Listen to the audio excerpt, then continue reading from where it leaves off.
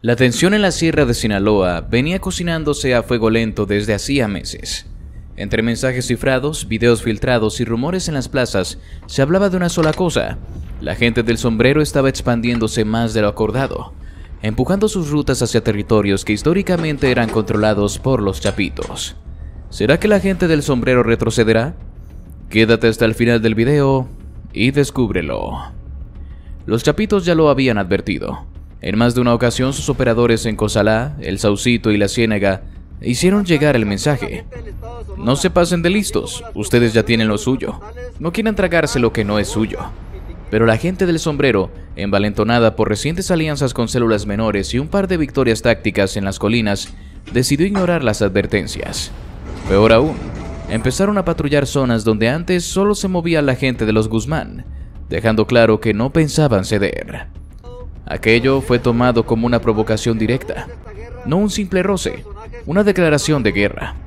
Y los chapitos, que si algo han heredado de su padre es la brutalidad estratégica, no iban a dejarlo pasar. Entonces se planeó la trampa. No sería una emboscada ruidosa, ni una masacre improvisada. Se pensó como algo quirúrgico, humillante, diseñado para mandar un mensaje. El plan era simple: fingir un traslado rutinario de mercancía por una de las rutas conocidas de la sierra, y hacer correr el rumor como quien deja una carnada flotando en el viento. Un cargamento de importancia estaría pasando por un tramo cercano a la tinaja, justo en esa franja disputada que ambos grupos reclamaban como suya. Los chapitos sabían que la gente del sombrero no resistiría la tentación, no porque quisieran robar el cargamento, sabían que eso sería suicida, sino porque era su manera de dejar claro que ese territorio ya no era exclusivo. Una patrulla, un simple rondín para vigilar la zona, bastaría para que el conflicto estallara. Y así fue. La madrugada del 13 de abril, 3 camionetas de doble cabina con pintura camuflada y luces apagadas salieron desde una bodega improvisada en San Javier. Iban cargadas con cajas selladas, aparentando ser mercancía lista para cruzar hacia la costa, pero en realidad lo que llevaban no era lo importante. Lo importante era el convoy oculto que los seguía a distancia. 4 vehículos más, con tiradores, equipo táctico, visión nocturna y radios cifrados. Gente entrenada, lista para el enfrentamiento. A las 3:48 de la mañana, el convoy llegó a un tramo de terracería en forma de S, flanqueado por 2 colinas densamente arboladas. Ahí era el punto. Ahí sabían que la gente del sombrero aparecería.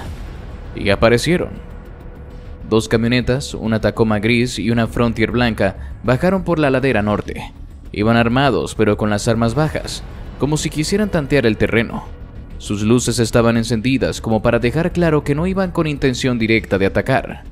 Uno de ellos descendió, caminó unos pasos hacia el convoy falso de los chapitos y gritó algo que nadie alcanzó a escuchar con claridad. Y en ese instante, como si el silencio se quebrara en 1000 cuchillas, las laderas se encendieron con el fuego de los fusiles. Los hombres ocultos en la vegetación abrieron fuego con precisión milimétrica. No apuntaban a matar, no al menos a todos. Su objetivo era desestabilizar, generar caos, y funcionó. Los de la gente del sombrero no sabían de dónde venían los disparos. Algunos respondieron el fuego, otros simplemente entraron en pánico. Uno de los conductores intentó dar reversa, pero su llanta trasera explotó en el acto. Otra camioneta quedó atrapada entre una zanja y un árbol. Los hombres empezaron a saltar del vehículo y correr hacia el monte, dejando atrás armas, radios y hasta mochilas con efectivo. En cuestión de 5 minutos, el grupo entero se había disuelto. Era evidente que no esperaban un ataque así de preciso. La trampa había funcionado. No era una guerra abierta, sino una exhibición de poder. El mensaje estaba claro: podemos cazarlos donde sea, no tienen chances si cruzan nuestras líneas. Pero no todos corrieron con suerte. 4 hombres, 2 de ellos heridos, fueron capturados en el sitio. No hubo tiempo para ejecución inmediata. Los chapitos sabían que valían más vivos. Los metieron en la parte trasera de los vehículos tácticos, les cubrieron la cabeza con costales de yute y se los llevaron. ¿Ahora qué harían con esos hombres? ¿Qué destino les depararía? El convoy avanzó por una brecha entre Cozalá y Tamazula, hacia una de las bases conocidas del grupo de Iván Archibaldo. No era una mansión, tampoco un escondite improvisado. Era una finca de apariencia rústica, pero con cimientos reforzados, habitaciones ocultas y sistemas de vigilancia por todas partes. Ahí se grababan los mensajes, ahí se cocinaban las venganzas. Y ahí ahora llegaban los 4 cuerpos atados y vencidos, todavía vivos pero ya sin futuro. Los bajaron uno por uno, los hicieron caminar sin ver, tropezando con piedras, barro y escalones que no sabían que estaban ahí. 2 de ellos ya sangraban, uno de la nariz rota, otro de una costilla perforada por el impacto de un rifle. Los otros 2 apenas podían respirar por la cinta que les cubría la boca. Un silencio ceremonial acompañó cada paso. Ni gritos, ni risas, ni insultos. Solo respiraciones agitadas y botas contra el piso. Fueron llevados a una sala que parecía haber sido preparada específicamente para ese momento. No tenía ventanas, solo paredes de concreto gris. Al centro, 4 sillas metálicas ancladas al piso, alineadas como en un pelotón de fusilamiento invertido. Una cámara de video montada en un trípode apuntaba directo a ellas. Luces frías colgaban del techo, bañando todo con un resplandor quirúrgico, casi clínico. Detrás de la cámara, un hombre encapuchado ajustaba el enfoque. A los costados, otros 3 cargaban armas largas. Nadie hablaba. Los sentaron, les ataron los tobillos, les quitaron la cinta de la boca, pero no las vendas de los ojos. El miedo tenía olor, a sudor viejo, a orina, a sangre seca. Uno de ellos murmuraba una oración entre dientes. Otro se repetía su nombre, como si eso pudiera recordarle quién era. Fue entonces cuando entró él. No llevaba pasamontañas ni casco.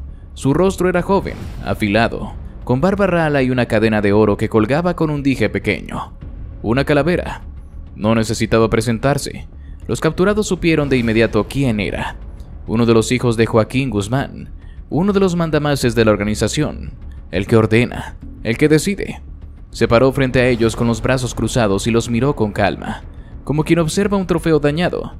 Les dije que no se pasaran de listos, dijo con una voz templada, sin gritar pero con un veneno en cada palabra.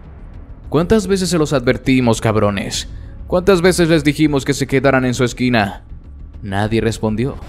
Solo se escuchaba la cámara encenderse, con ese clic eléctrico que parecía marcar el inicio de una obra maldita.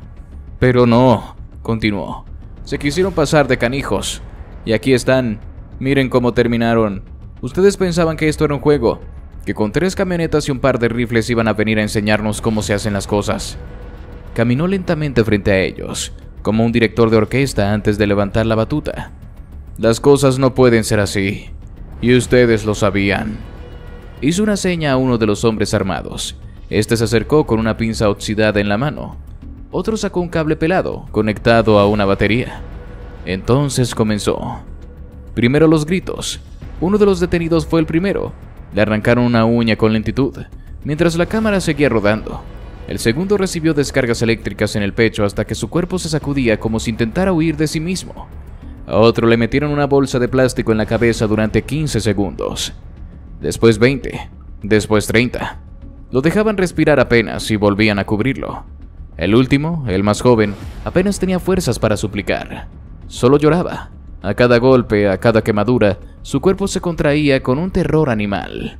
No suplicaban perdón. Ya sabían que no servía. El líder volvió a hablar, esta vez mirando directamente a la cámara. «Esto es lo que les va a pasar a todos ustedes si no hacen caso», dijo. «Sigan consejo o no van a llegar a viejos. Se los firmo. Esto es para que aprendan que aquí no se juega». Se agachó frente al que más gritaba y lo miró a los ojos. «Tú sabías, ¿verdad? Sabías que esto iba a pasar, pero aún así fuiste. ¿Por qué? ¿Por huevos? ¿Por lealtad? Eso no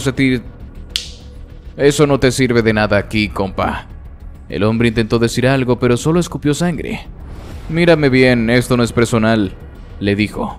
«Pero esto es lo que le pasa al que se mete donde no debe». Se levantó. Tomó una pistola corta del cinturón de uno de los guardias. Se acercó el primero, le puso el cañón en la frente. «Diles adiós». Disparó. Uno por uno. 4 disparos. 4 cuerpos que cayeron hacia atrás con la misma sinfonía macabra. La sangre comenzó a correr por el piso de concreto, dibujando líneas que se cruzaban bajo las sillas. Nadie dijo nada. Nadie celebró. Solo se escuchó la cámara apagarse. El encapuchado retiró la memoria del equipo, la guardó en una bolsita sellada y la entregó al jefe. «Distribúyanla», ordenó él, «pero solo en los canales de confianza. Que la vean los del sombrero, que la vean bien». Ahora, ¿qué harán la gente del sombrero? ¿Será que se rendirán? El video llegó al amanecer, en un archivo comprimido enviado por un contacto anónimo a través de una cadena de mensajes que empezó en Durango, cruzó por Badiraguato y acabó en una pequeña cabaña oculta entre los cerros de la Cieneguita. Uno de los sicarios conectó el teléfono a una pantalla portátil. Las primeras imágenes eran oscuras, solo luces frías colgando del techo, una cámara enfocando a 4 hombres amarrados a sillas metálicas. En cuanto reconocieron los rostros de los capturados, algunos dieron un paso atrás como si se les hubiese helado la sangre. Eran ellos, los mismos que habían salido hace 2 noches a patrullar la vereda de La Tinaja, los mismos que nunca regresaron. Uno de ellos, el más joven, apenas se había cumplido 20 años. Otro era hijo de un operador cercano al segundo al mando del grupo. Todos los presentes los conocían. Las manos se tensaron. Algunos intentaban mantener el rostro duro, pero no podían. Un par de ellos se persignaron en silencio. Otros cruzaban los brazos como intentando contener la rabia o el miedo. El video continuaba. Se veía claramente el rostro del hombre que hablaba. No había pasamontañas, no había filtro de voz. Era uno de los hijos de Joaquín Guzmán. Su tono era pausado, frío. Sus palabras, una sentencia. Les dije que no se pasaran de listos, repetía. ¿Cuántas veces se lo advertimos? El ambiente dentro de la cabaña se volvió irrespirable cuando comenzó la tortura. No fue rápida, no fue silenciosa. Cada grito, cada sacudida del cuerpo amarrado, cada golpe, cada descarga eléctrica resonaba en las paredes como si estuvieran ocurriendo ahí mismo. Uno de los hombres tuvo que salir. No soportó verlo. Otro se quedó con los ojos cerrados, escuchando pero sin mirar. Nadie detenía el video. Era como si todos sintieran que tenían la obligación de ver hasta el final, por respeto a los caídos, o por miedo a ser los siguientes. Cuando el sicario de los Chapitos se dirigió a la cámara y dijo con voz grave: «Esto es lo que les va a pasar a todos ustedes si no hacen caso. Sigan consejo o no llegarán a viejos». Varios de los presentes bajaron la mirada. Las palabras no eran solo amenaza, eran profecía. Y cuando se escucharon los disparos, 4 en total, uno tras otro, sin pausa, se hizo un silencio absoluto, tan profundo que se podía escuchar el zumbido del ventilador viejo girando sobre sus cabezas. El video terminó. La pantalla se quedó en negro. Por unos segundos nadie se movió. Nadie dijo una palabra, hasta que uno de los veteranos, con la mirada roja y el rostro endurecido por los años, murmuró: Esto no tiene perdón. La voz le salió rasposa, contenida, como si estuviera hablando con una piedra en la garganta. El que estaba junto a él, un hombre de complexión ancha con una cicatriz que le cruzaba la ceja, asintió lentamente. Nos los quebraron como si fueran perros, y grabaron todo, como si no valiera nada. Otro más, con el cigarro temblándole entre los dedos, se limpió las lágrimas sin que nadie le dijera nada. Ese morro, el más joven, era mi sobrino. El silencio volvió a caer como un ladrillo.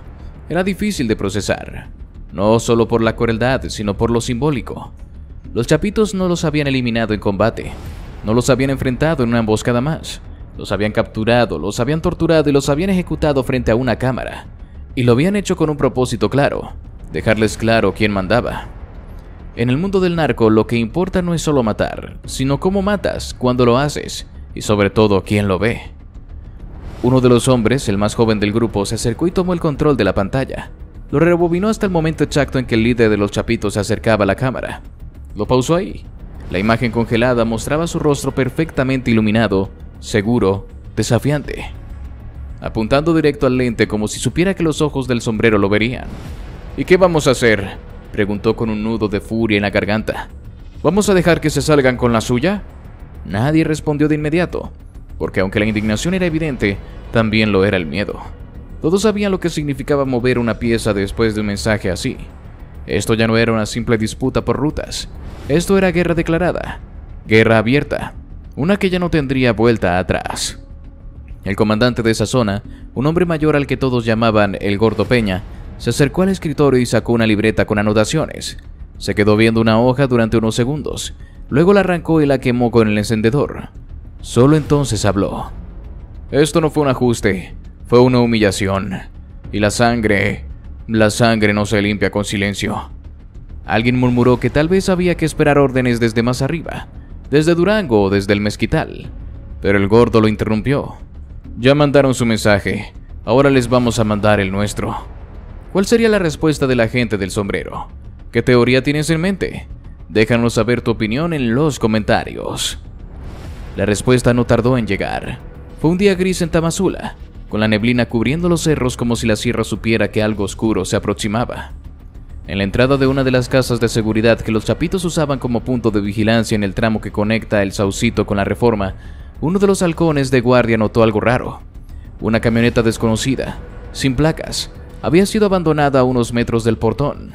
Nadie vio quién la dejó, nadie oyó el motor, solo apareció como si el monte la hubiera escupido. En la parte trasera de la camioneta, envuelta en una lona negra y asegurada con un alambre oxidado, había una caja de madera pequeña. Al abrirla, uno de los hombres retrocedió con un grito, tropezando hacia atrás.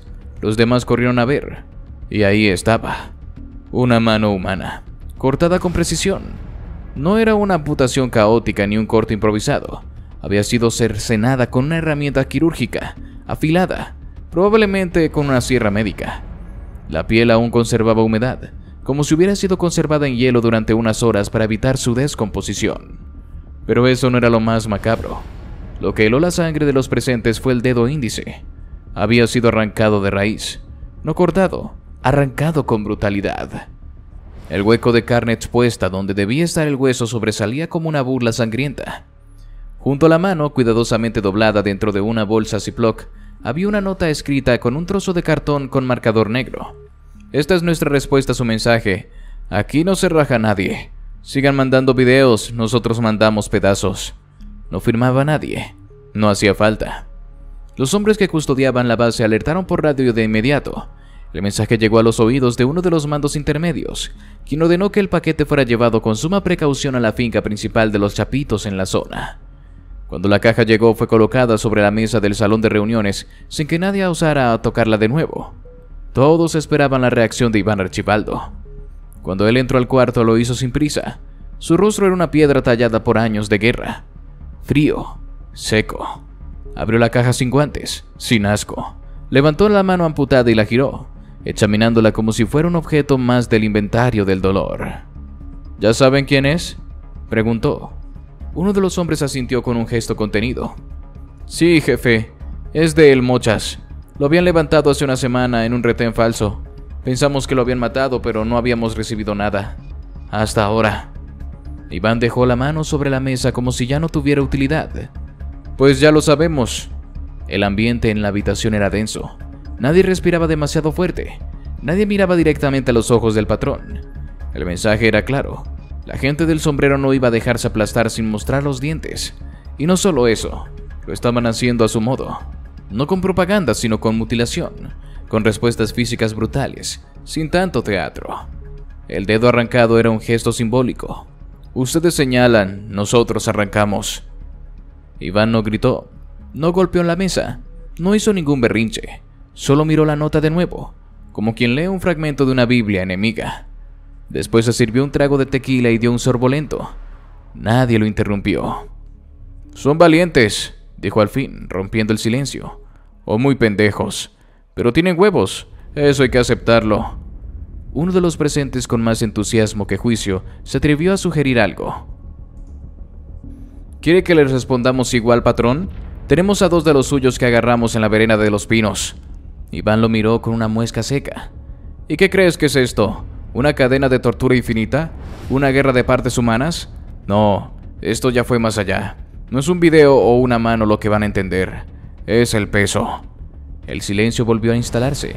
Esa misma tarde la caja con la mano fue quemada en un barranco cercano.